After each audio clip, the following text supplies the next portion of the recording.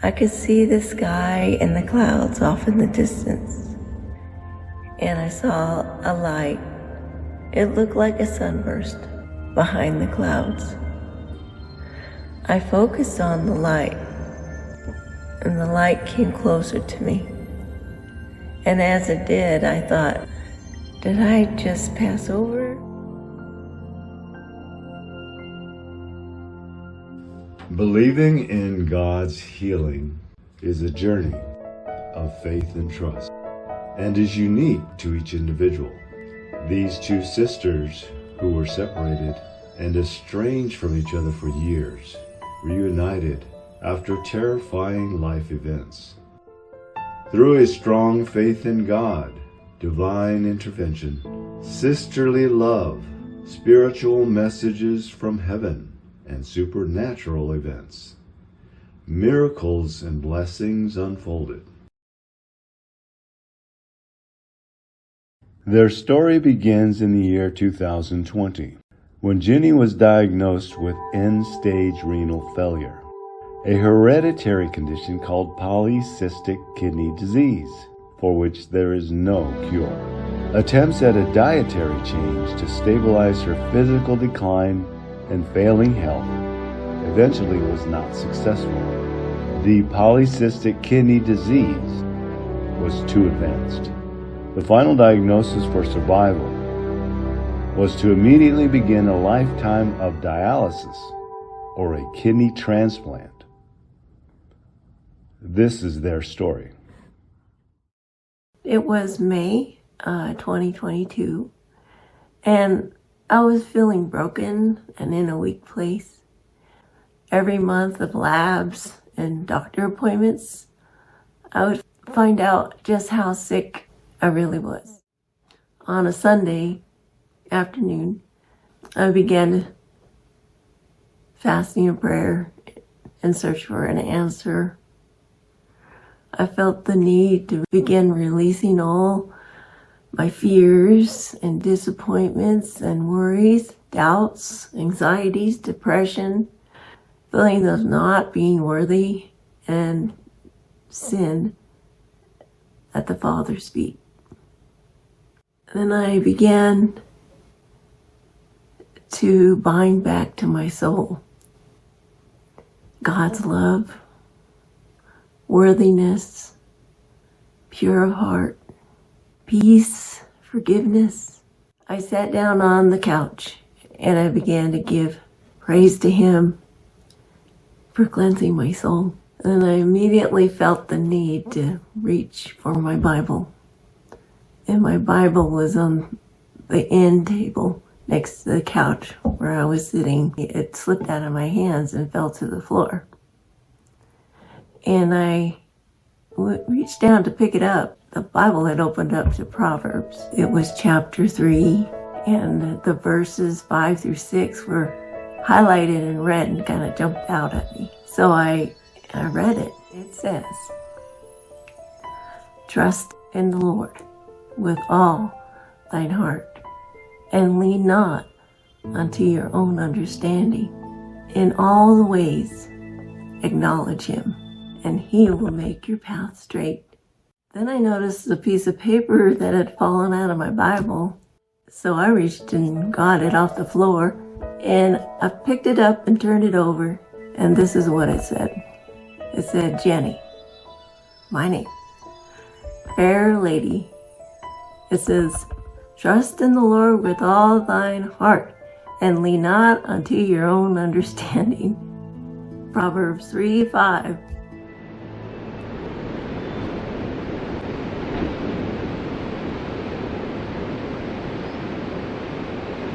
That evening, as I slept, I had a very vivid dream. I was standing in the middle of this green, grassy field. I could feel the blades of grass beneath my feet, and off in the distance, I could see this blue sky with white billowy clouds. And I noticed a sunburst that seemed to be dancing behind the clouds. As I focused on the light seemed to be coming closer and closer to me. And I thought at that moment, did I just pass over? Or am I dead? I had to shade my eyes from it and look down towards my feet in the grass. And the first thing that I got to see was this person's feet. And the person was wearing brown leather sandals. It allowed me to see more of him so I could see what he was wearing. His white garment, billowy sleeves, and his garment came down to his knees. And I noticed that his hair was brown and it was wavy. I noticed it was down to his shoulders. And I looked upon his face and I could see him just smiling at me. And I didn't feel worthy to be there because I knew it was Jesus.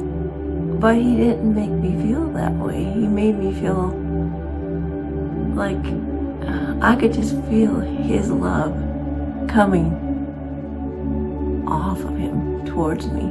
Just like I was just engulfed in love and acceptance, and I didn't feel judged. I just felt complete love. And he began to reach out to me. I felt like he wanted me there and he had something to tell me. So he started extending one of his hands out to me. And at that moment, I could see the piercing in his hands. And he said he had a gift for me. In his hand, it felt like creation was happening and swirling on top of his hand. And then it formed a shape. And the shape was a kidney organ. And he asked me, he said, "Take this. This is your gift." And I just kind of raised my hand up to reach for it, and then I had it in my hands, and he said, "Put this into your heart." And so I did. I just put it right here. And he said, "Receive this." So I said the words out loud, "I receive this," and then as soon as I did, I saw this flash of light. And it startled me. And I was like, what did I just see? And the Lord, Jesus explained to me that this wasn't his angel. And he was delivering my gift for me to earth. And wow, how do you thank him and all that? It was amazing. And then I felt myself drifting out of that dream and getting awake. My whole body just shook, and I felt a trembling, and I felt like, whoa. Was this real? I couldn't sleep the rest of the night, so I took out a pencil and paper and I just started writing it all out. So I didn't want to miss a thing. I didn't want to forget a thing. So,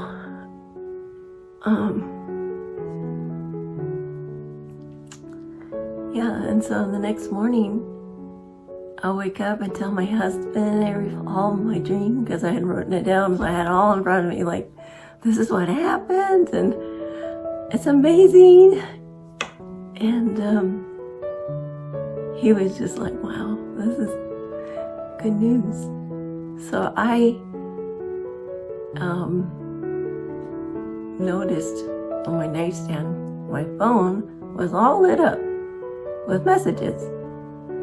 And out of one of those messages was one from my sister, who I hadn't heard from in a very long time.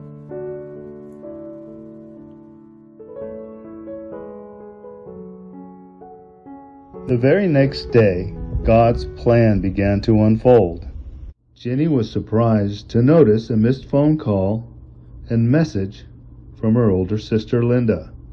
The two sisters, 10 years difference in age, were separated when Jenny was 8 years old. Her sister Linda had a falling out with their parents when she was a teenager and went her separate ways for decades. So Jenny was reluctant to return her call at first.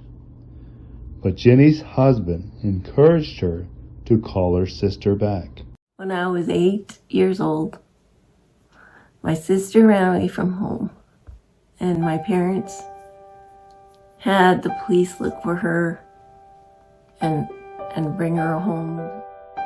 After Linda ran away again, my mother and father told us that we were not to speak with Linda anymore. We don't have contact with her, nothing. And me being 8 years old, I didn't understand. Why is it that my sister Linda is so bad now? What makes her bad? That I can't talk to her and I can't spend any time with her? What made her so bad?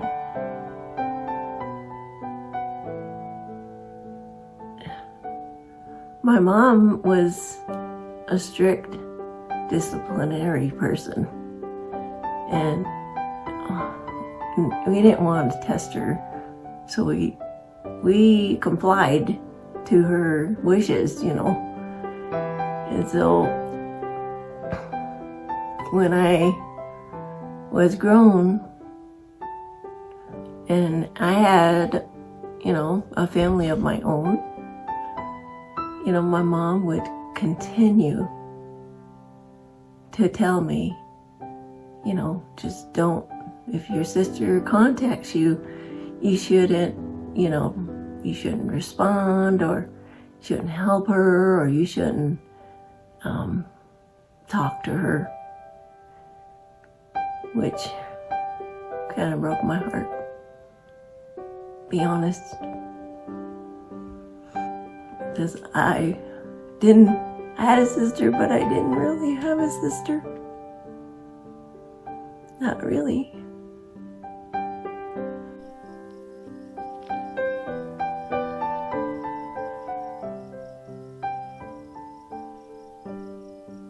My name is Linda. I'm Jenny's sister. I am one of 6 children. I'm the oldest. Okay. The reason why I left home is because I was the oldest child, so I had every sibling underneath me, their burden on my shoulders. So anything that they would do, I would get blamed for it. I'm not sure, it was heritage or something like that. My responsibility. I'm the oldest, so I'm supposed to make sure everything's going in a row. So I would get blamed for everything, get chastised for it. I'm not going to go into detail of what happened, but it wasn't very pleasant. Had one incident. Last incident that happened was my mom told me some cruel words, and she did some cruel things to me, so I felt I couldn't take it anymore. With the first opportunity, I ran away from home once, and they brought me back. And I ran away from home the second time and didn't come back. But just couldn't take the pressure. And what is it? I was only 17 years old, and what does the 17-year-old do? Take responsibility of her brothers and her sister.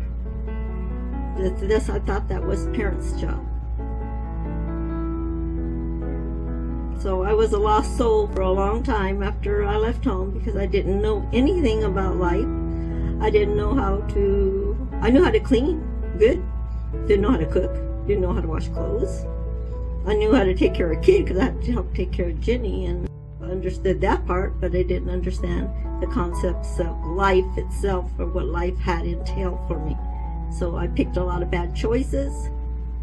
Lucky it didn't break me. Seemed like God jumped in and took care of me all these years, because I could have been dead about 4 times already. So I thank God. God is the only person that could have protected me so much. Things that could have happened didn't happen.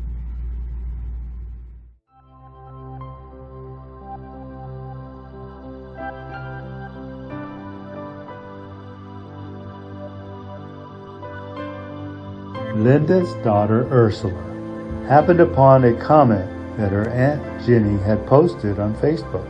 The comment was written to inform all Jenny's friends and family about her failing health and her need for a kidney transplant.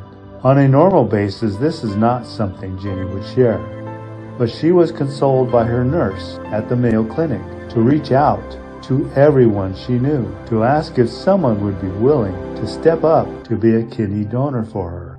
The nurse at the Mayo Clinic explained that the wait time for a kidney could be up to 3 to 5 years if you're lucky. That's why Jenny was being proactive to find a living kidney donor. When Ursula read her words, it put a worry and concern in her mind, and right then she knew that her mother Linda needed to know about this. So Ursula urged her mom to call her sister Jenny. We just talked for a while, and while we're on the phone, and we didn't make a decision right then and there of what I was going to transpire to do. Then we hung up the phone. We told each other we loved each other.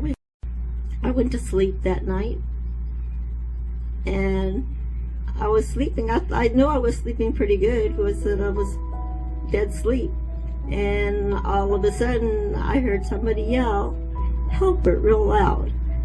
So I woke up. I thought my husband was yelling in my ear.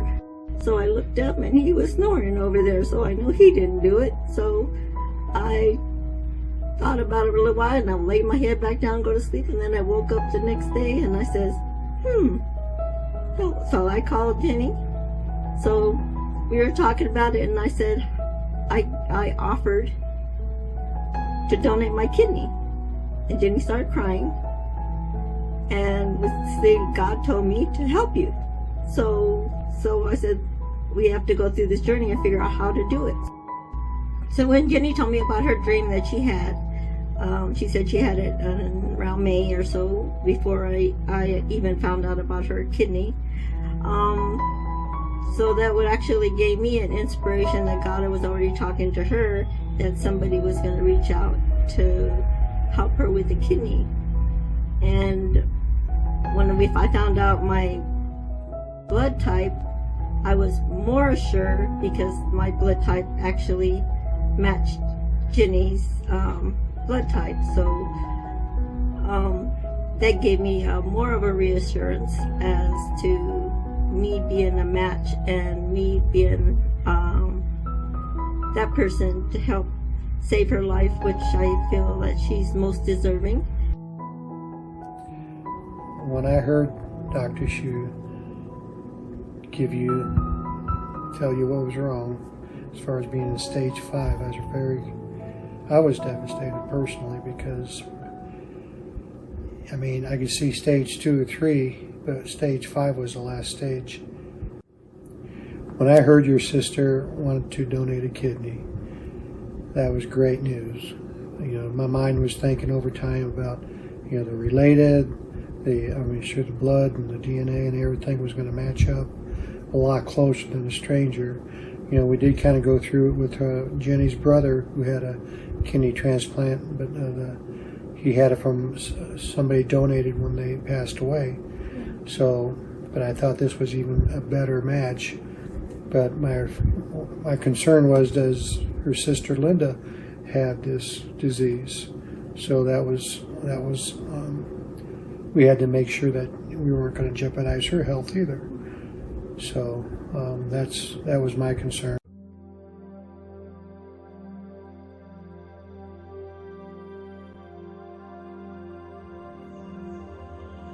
Jenny and her sister Linda made an update video to share with their supporters to report the good news. They finally were in process of getting closer to a transplant date.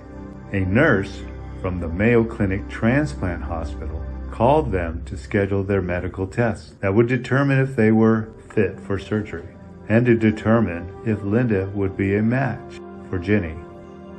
Unknowingly, during the filming of their update video, the camera captured visible supernatural activity going on above them in the room.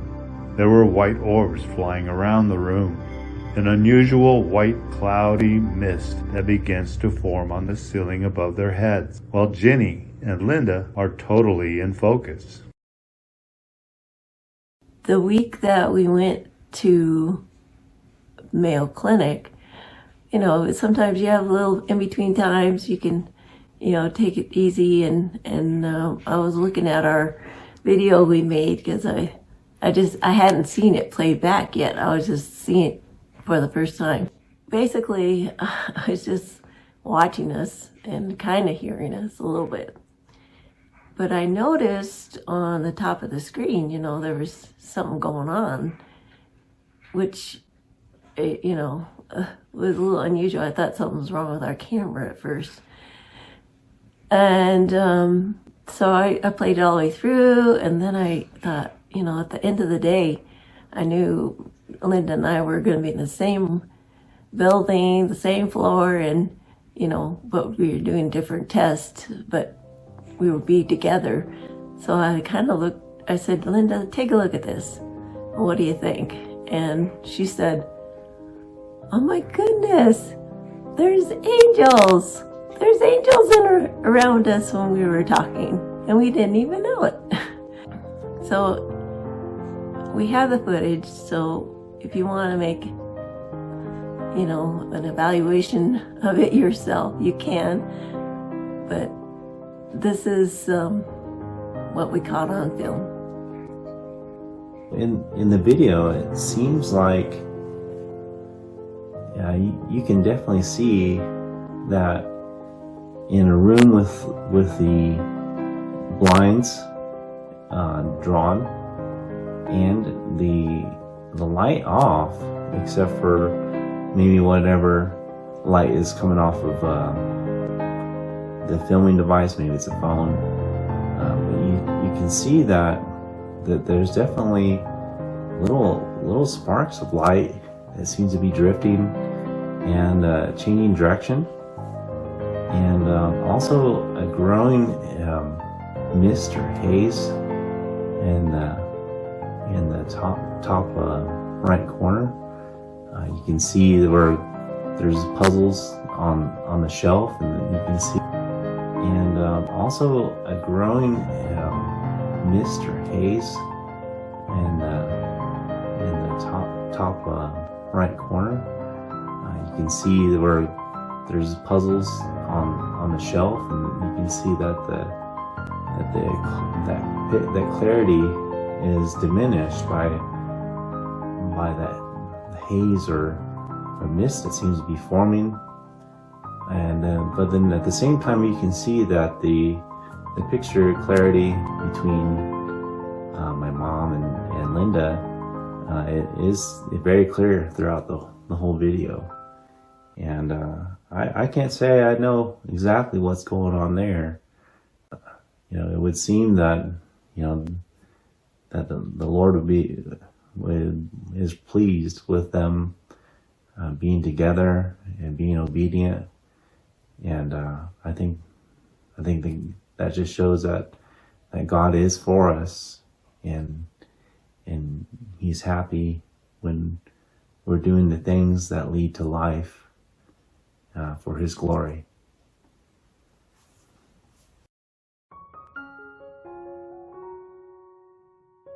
My sister Linda had a 50-50 chance of inheriting this terrible disease of polycystic kidneys,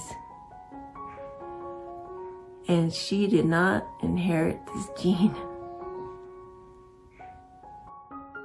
Me and my heart and my mind and God's will knew I was already a match.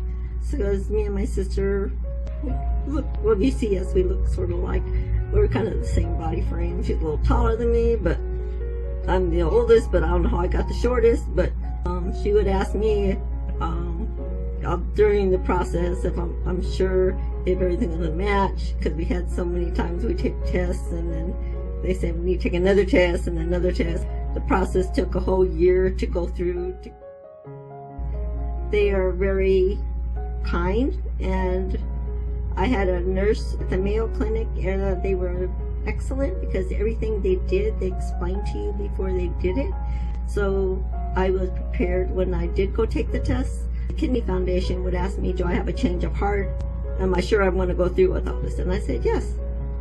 And they said, how do I know? I said, God told me so. My sister's labs concluded a 0 mismatch, which means in layman's terms, a perfect match. Only God could have planned this out. The minute the doctor called me up that day, she had surgery and said everything went great, kidneys working, everything. Just a big load fell off my shoulders. I just thought I got my wife back. It's been 1 year post-transplant. My sister's doing wonderful. She's doing all the things she loves to do. And I have so much energy. I'm able to do a lot of things. Oh, I feel good. I could do everything I used to do. What is it? My kidneys, working like 2 kidneys. This experience has radically changed both of our lives. And I am so grateful for my sister and for the Lord for bringing her back into my life. And she gave me a precious gift, a precious part of herself. And she's my hero.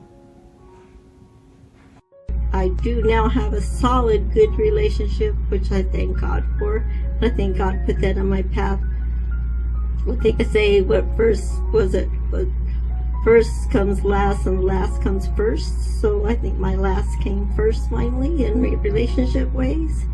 And I think He's put me on my journey to make myself the best person I can be.